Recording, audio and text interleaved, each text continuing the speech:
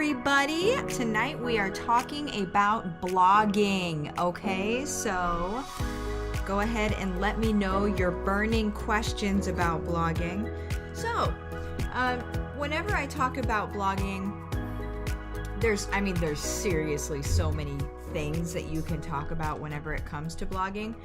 But I always want to talk about it as it relates to building your brand and quite possibly being an income stream and really being whatever you need for it to be, okay?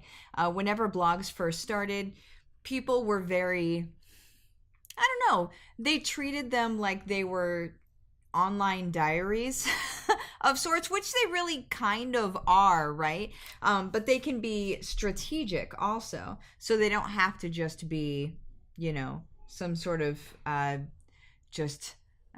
citing of your day or of your week or something like that. It can actually have a strategic or a strategy behind it, which is what I absolutely suggest.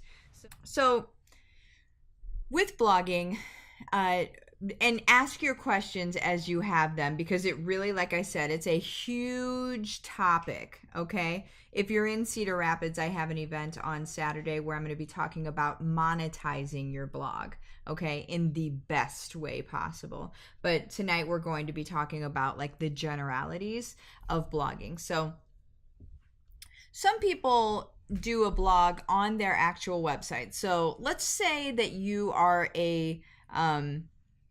let's say that you're a local business, okay? Actually, you know what? I'm going to say maybe you're a network marketer, because I think that a lot of, even if you have a local business, a lot of local businesses also are network marketers in some capacity. Like maybe they've joined in with something, right? And maybe you're wondering how you can parlay the one into the other. Let's talk about that tonight, just until anybody has any questions, okay? So if you're a network marketer, then what you would do, and you have another business or something, or your personal brand, what you would do is you would have your regular website, like that talks about, the services that you offer and things like that. And then depending on where you have it hosted, then you can throw a blog page on there. So say you have like a WordPress website, you'd be able to just very easily throw on a blog page, right? Because that's the inner workings of WordPress. It was built as a blog, and then people have sort of manipulated it to become this other thing where you can make a static website of it, but it was built to be a blog. It does blog very well. So hey Cindy, hey Sabrina. So you can set up your blog page. Now the things that you would want to blog about, those are going to be things like topics. So when I first got into blogging, it was blogging for SEO. And if you're not sure what SEO means, that's search engine optimization. So if you don't know much about me at all, I am an SEO nerd, like of the highest degree. Like I am the person that reads the articles like this about new algorithm updates. I'm the person that sees an algorithm update before it's even reported to anybody, where I'm like, ooh, I see what they did there. Like that is how I nerd out on SEO, okay? But whenever you're blogging, basically the blog is putting volumes of information behind your website. So what that means to you, and especially now that the algorithm has been updated to the point that it has, now blogs matter more than they have ever mattered before. Okay, because what the spiders, and they're the Google spiders, they crawl websites to find out what's on them, right?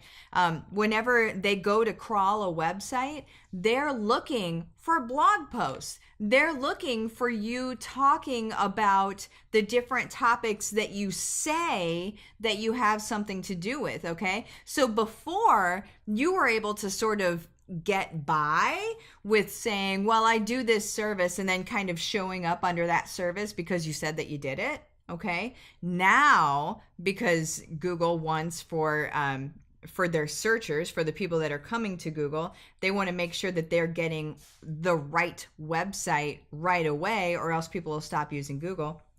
It's the whole point, right? So what you do is you blog about those services that you do. Okay.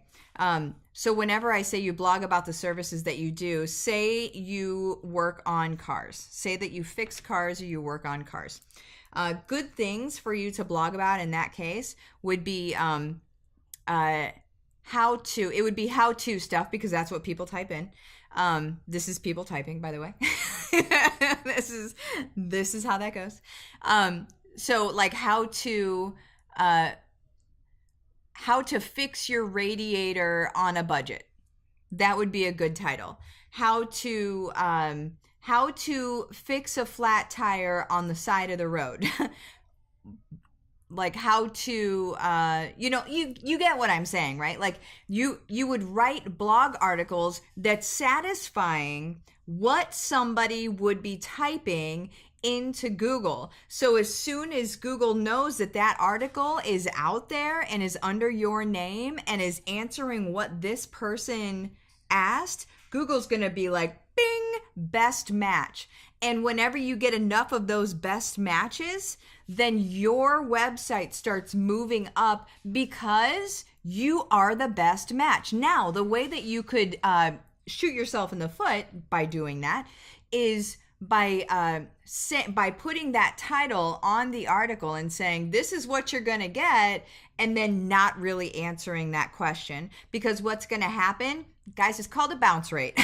What's going to happen is somebody's going to get to that page, quickly scan and be like, nope, not what I'm looking for, and bounce out. Okay. What a high bounce rate means to Google is that you are misleading people. Okay. And they're going to call you spam in one way or another. And the best way they know how is to push you down on the search results. Okay. So that's what you need to be careful of whenever you're doing that. So the best way to make sure that people aren't bouncing off of the page as soon as they get onto the page, first of all, rule one of a blog is that it needs to be 300 words, at least 300 words, or else it's not going to even get cataloged, right? It's not even gonna, it won't even, Google don't care, right? If it's not 300 words, it does not matter.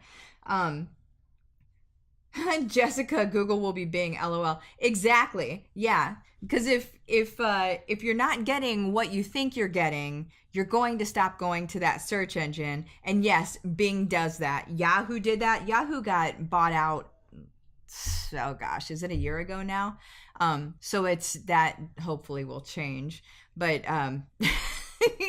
yeah, we all know those search engines we don't go to anymore, right? And we don't go to them because whenever we search for something, we do not get what we are looking for. And if we think about it, Google's whole, because you always have to follow their business plan, or your perception of what their business plan probably is, or at least that's what I do, because that's what I do. But whenever I think of Google, I'm like, okay, where's their money? Where do they make their money? They make their money off of people spending time on their, they make their money from ads, right? That was the first moneymaker, was ads. So that was people had to be coming to the search engine in order for ads on their search engine to even matter, right? So they need to make sure that people keep coming to their search engine, which is why the algorithm just keeps getting better and better and refining on good user experience and making sure that the person that's typing in the question gets to the answer immediately, okay? Or else they're out of the game. They're out of the game. That's their livelihood right there. So yes, always be thinking about that. Think about what is going to make your website more relevant to the people that it needs to be relevant for, right? You don't need to be relevant for everybody because everybody isn't your customer. But make sure that if you haven't done the dream client exercise. If you're in the inner circle, make sure you do the dream client exercise. If you're not in the inner circle, then you should be. I also just started a new tier that's $7 right now. So there's really absolutely no reason that you should not be in there. Over 80 courses, and one of them is the Dream Client. Make sure that you take the Dream Client course so you know who you're talking to and you understand what they need to be hearing from you and what questions you need to be answering for them. I'm going to tell the people that are coming on Saturday, there is a trick that I use to find those questions that people are actually typing in. There's a trick to that, okay? And I will be telling people on Saturday. There's your cliffhanger. There's the cliffhanger right there. So if you're coming on Saturday, you're going to get a trick to find out all of the questions that you're ever going to need to answer. Like it's amazing. I love it. I love it. I love it. So, but you do need to know who your dream client is. You need to know what you're talking about. But we'll also go through that. Anyway, so it needs to be, you need to have at least 300 words on your blog post. And also, hey, Colleen, also whenever people are scanning whenever they're scanning the article itself, make sure that it's not a big block of text. I think we all know what I'm talking about here, like a big paragraph of text. Because if you have a big paragraph of text, the Reddit term is TLDR, too long didn't read, right? Like that's how people are. So even if it's got the exact information that somebody needs from you, they will never, ever know it because they're going to bounce. Okay, so what you need to do is you need to put it in like a list form, okay? So maybe it's 5 things they need to do. So number 1, and even put a 1 next to it, and then like a sort of a header, like a something that when they scan, they're like, oh, that's the first thing that you do. And so it sort of defines what they're gonna do, like a headline. And then under it, just put short little paragraphs. If you have to, you're going to explain deeper what they need to do. But sometimes people can just scan and they're like, okay, I need to do that. I need to do that. I need to do that. That is going to keep somebody on your page. A block of text, a paragraph of text will not. And I guarantee you of that, okay? Also, be careful. And I'm big into affiliate marketing. I love it, love it, love it. But be careful with those, oh man, it's like AdSense. I don't think AdSense is a thing anymore. It's the embedded, I'm trying to describe it to you guys here. It's the embedded like sidebar and header at the top that have ads. So like ads that just like scroll through. Sometimes they move. They're usually Google ads in some way where they follow you around with your cookies and yada yada. Your website is yours. Let's just talk about this for a second. Your website and your blog is your space, okay? Whenever you put those little ads on there, there's 2 things that happen. One thing is it cheapens your message a smidgen, and maybe a lot. It depends on what you're doing. So for the auto mechanic, it's not going to cheapen the message as much as somebody that maybe is a life coach. It's going to really stub your toe if you're a life coach and you have that stuff going on there. It's really just like a mix of energy that is like no. So there's that. And then also, you don't make much off of those anyway, right? So not only are you stubbing your toe energetically with the whole like just not looking right and giving somebody like a weird feeling about being on your site, not only are you doing that, but you're not even really making much money off of it. There's other affiliates out there that you can make more money off of. Again, we'll talk about it on Saturday. Well, but there's more that you, and then those affiliates, those you can weave into your actual articles. So let's step back again. One more time, I want to reiterate it. Your website is your space. Okay, not my space. But it's actually your space.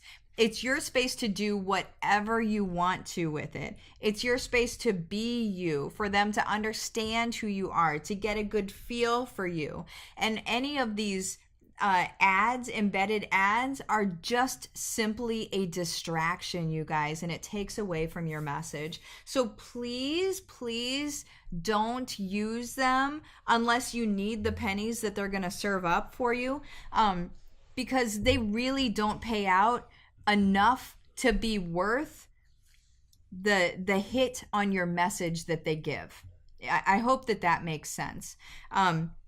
So I think I got that point across. So with like good affiliate marketing, that is where you affiliate with products that you actually use, right? So on those sidebars, you're going to have whatever show up. You don't even know sometimes, it's just something that's been chasing this person around that now they see on your site, still chasing them around.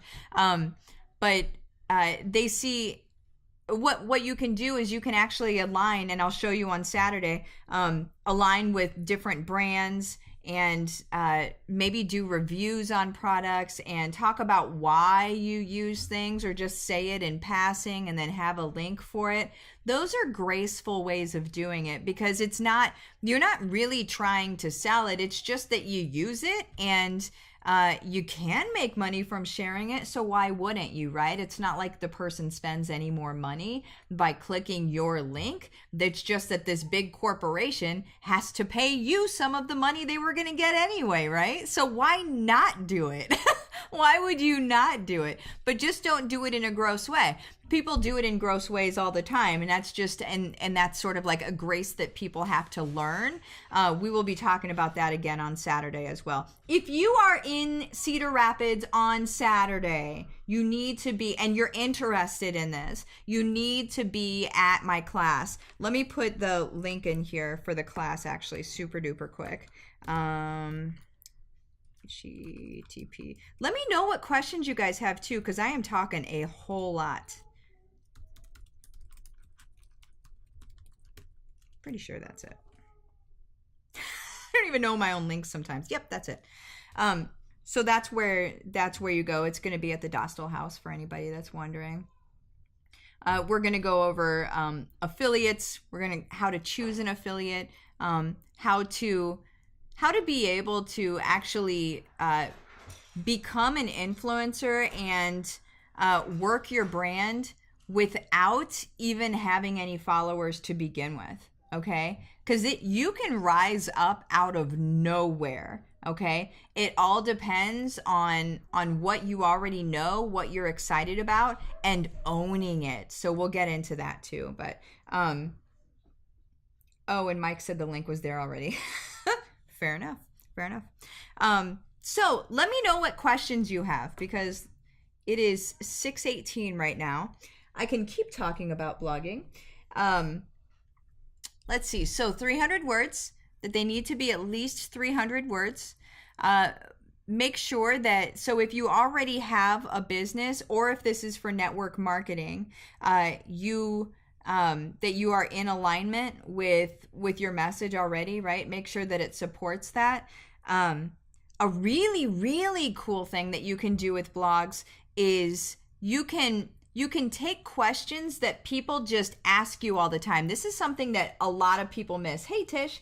A lot of people miss this one, where people, they ask you the same question all the time. Like, they always ask you the same questions. You always hear the same thing over and over and over again. I know it. Everybody is this way. And what you can do is make sure you take note of those questions and write a blog about it.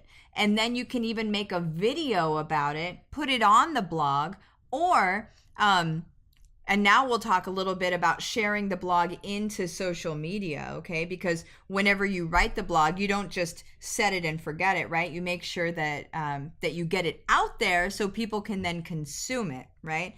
So what you would do at that point is, so say you wrote a blog about a question that somebody asks you a lot.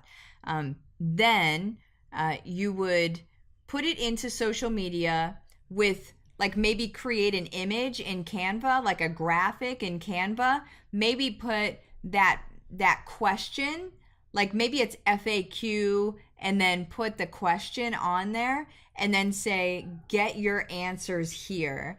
And then they'll click through to the blog to actually read through the answer. And as always, guys, whenever you are writing blogs, do not forget your call to action, okay? And your call to action is asking the person to do the thing. We cannot assume, as business owners, as bloggers, as influencers, we cannot assume that people coming to our website are automatically going to know to do the thing, whatever that thing is. We cannot assume that, and we should not assume that. You know why? Because they are just like us, and we are distractible. We get distracted by day-to-day life, right? I have a 3-year-old. I'm distracted on the regular. Like, I am constantly distracted, okay? So I might be reading a blog that I am so crazy into, and I want to keep learning more, but then, you know, she goes and does something, and I have to get her out of the street or whatever's happening, right? And then all of a sudden, I have completely forgotten already about this thing.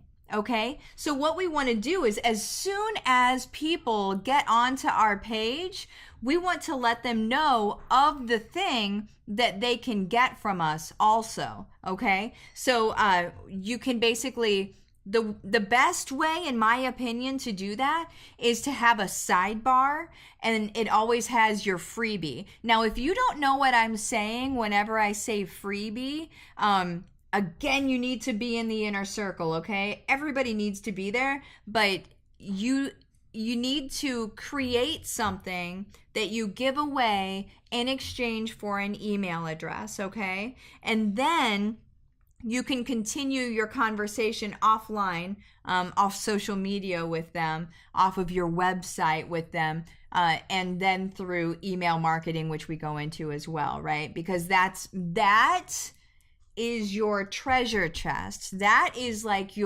that's your fan club, right? Like, those are the people that dig you, okay? Also, don't feel bad if people unsubscribe. That's a natural attrition thing. Whenever it happens, just be happy that your email list is getting thinned out to just the people that are paying attention. I promise you that matters, okay? But okay, so that is the social media sort of, that's the way that you share a blog well into social media, and then also get people's continued attention, okay? You can also do this thing. I'll just keep talking. You can also do this thing where you put a view content pixel on that blog page itself, and then you will know when people have been to that blog page, okay? There's also different, well, never mind. I'll get into, that's a little too deep. I don't want to freak you guys out. I've already gone into a lot. I don't want to freak you guys all the way out. I don't want to like just drop so much knowledge that you guys afterward are like, what do I do now? I have a tendency to do that sometimes. So, okay. People are talking. Hey, Jessica. Hi, Terry. Tish, everyone asks me, what crystals should I have? I say all of them, LOL. Tish, I love that feedback. So what I would suggest for you then, when you say, so when people ask you what crystal should I have, then what you should do is you should just start blogging about the qualities of the different crystals. Take one crystal. This is great for your SEO, by the way. Take one crystal, okay? Let's see, like hematite. Take that stone and then talk about all of the qualities of it. All of the qualities. And yes, there are websites that already do that, okay? But this is going to be your spin on it. So make sure that you have your own flavor to it, and that it's not just sort of like the medical breakdown, which is what some of the sites do. It feels very sterile. So you can, I may have been to them. I may have been there. So that's what I would do. So now you have literally, just by watching this video right now, you have content maybe for years that you can create, okay? Please tell me that you heard that. Colleen, I want all the crystals, and Colleen's gonna read all of your blogs. Tish, oh man, I always assume people know what I do and what I offer. And we cannot. We know what assuming does, right? We know what it does. So, that's, make sure that you're making it very, very, very clear to them, okay? Because they just don't have all the time in the world. We don't have all the time in the world. So we have to be very succinct. We have to be very specific and catering to what they specifically came there for, and then also offering them one step further, which is what that freebie does, right? And then that's a communication line with us, or with us to them, and with them to us. I have a lot of people that respond to my emails whenever I send them out, so it's a communication both ways, which is really fun. What time is it? Ooh, I've got 4 minutes, you guys. 4 minutes. Let me know if you have any questions. I got 4 minutes. And then tonight I'm going to be over on, I'm going to be in Sasha's group tonight. I don't know why this video just did this. I am going to be in Sasha's group tonight at 7. So in a half hour, I'm going to be in Sasha Dent's group. And we're going to go over, we're going to do like an interview. It's going to be really fun. Really fun.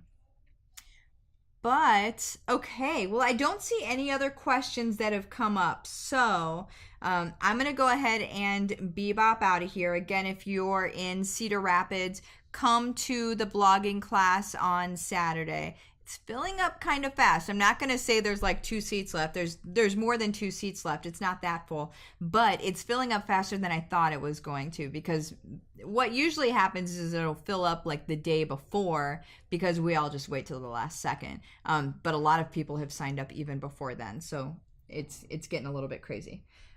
Colleen, I want to start a blog, but I have so many things that I want to talk about. Just don't know if it's okay to talk about them all on one blog or break them into a couple. So when you say all on one blog, do you mean all on one blog website, or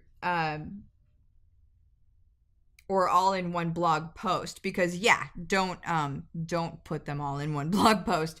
But I think for the most part, depending on what the topics are, it can probably be all on the same blog if it's branded under you. If you, Colleen, are the brand, it's very likely that you can go ahead and put all of those blogs under that. And then, you know, the question at that point is, I mean, you do need some sort of umbrella. They do need to understand why they come to your blog, right? All on one website. Yeah, you can.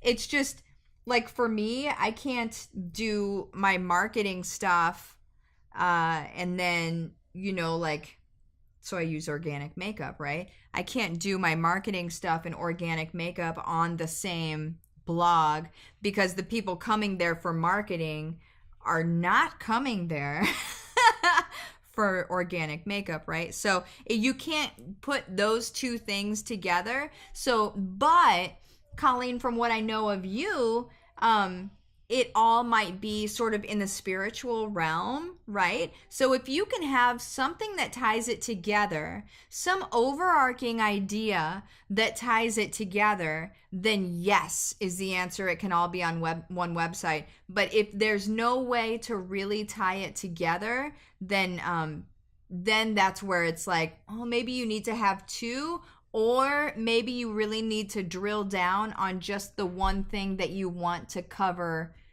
period, right? And really focus on doing that well instead of spreading yourself too thin. If you want to read about spreading yourself too thin and you're on my email list, there was an email that went out as I was talking, actually, that talks about that just a bit. So, okay, cool. Colleen, gotcha. Awesome. All right, guys. Well, I am going to go ahead and pop out of here. Colleen, oh, okay. Never thought about it like that. Thank you. Awesome. Perfect. On that note, success. I'm going to get out of here and I will be back in. Sasha just joined. I'm going to be back with Sasha at 7 o'clock in her group. So see you guys soon. Bye-bye.